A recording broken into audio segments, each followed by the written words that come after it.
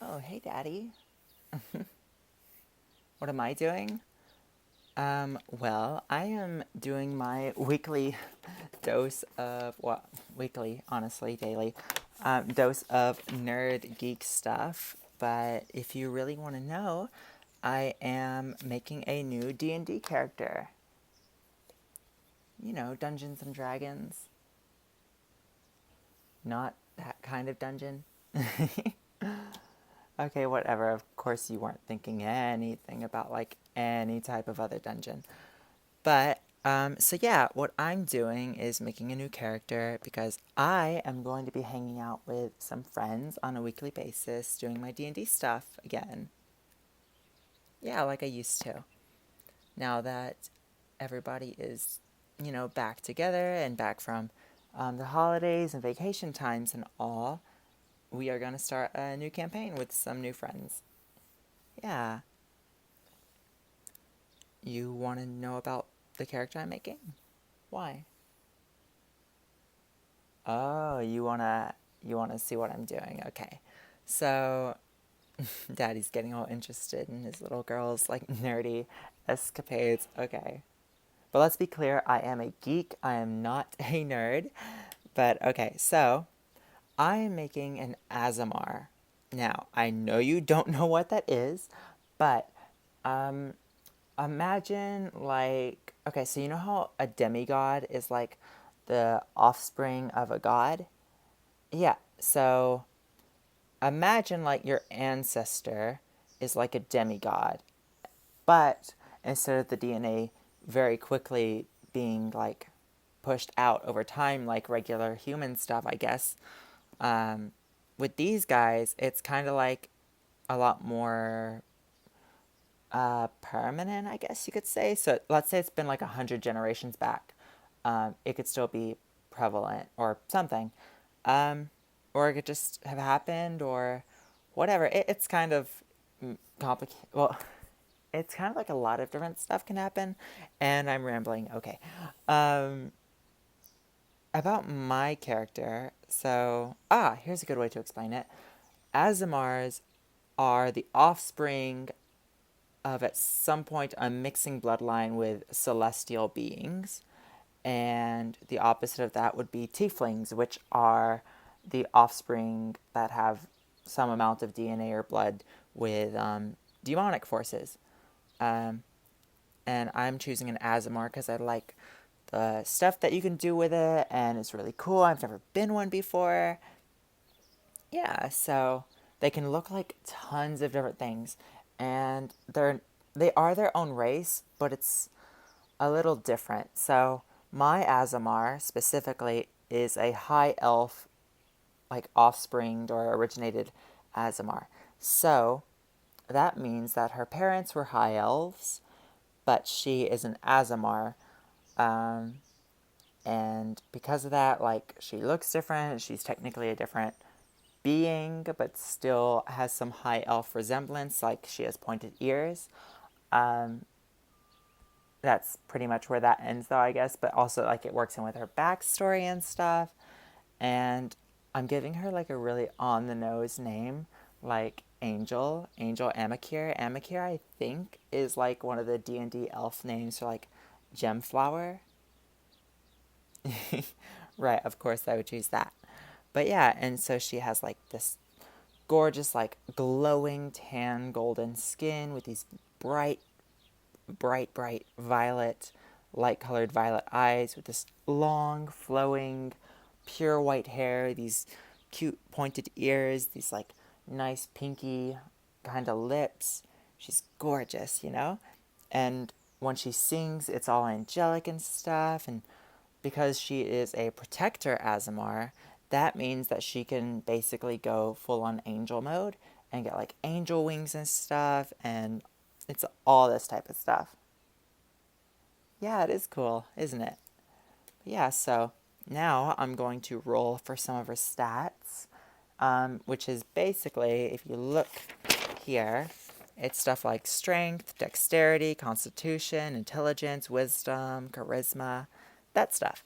So how I do that is I take my little dice and I take this one, the 6-sided one, and I roll it 4 times, like 4 by, what's this, 1, 2, 3, 4, 5, 6. Roll it 4 times for each one of these, so 4 times 6.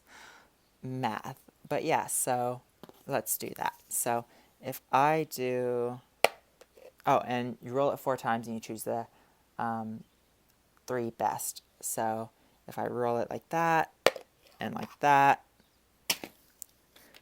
on the paper, and like that, and that is 15. So that's pretty good. And I'll just keep doing that for a bit. Okay. Okay.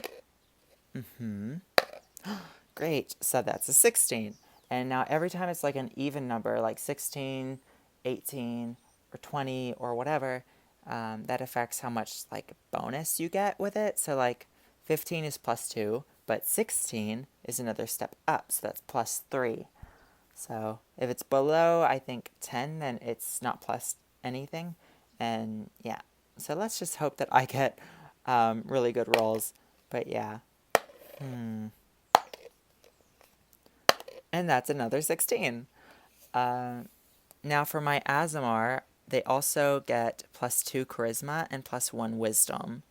And I'm going to choose a feat because I'm starting at level 4 because the campaign stuff, and I'm going to choose this linguist thing so that way she knows 3 more languages and also gets +1 intelligence and some other stuff. But yeah, so okay,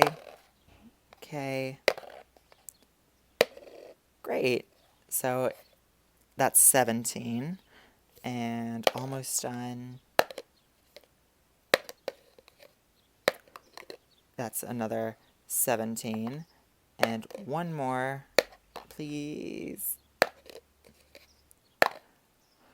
Oh my god. Okay, so that's 18. And for the highest one, I'm going to put that in charisma because Asmars are really great at charisma, and just like divide it up like that. So they're like going to be like this divine soul sorcerer, which means they have this like natural talent with magic, and along with like sorcerer magic and spells, they can also do like cleric stuff like healing and all the divine stuff and all that.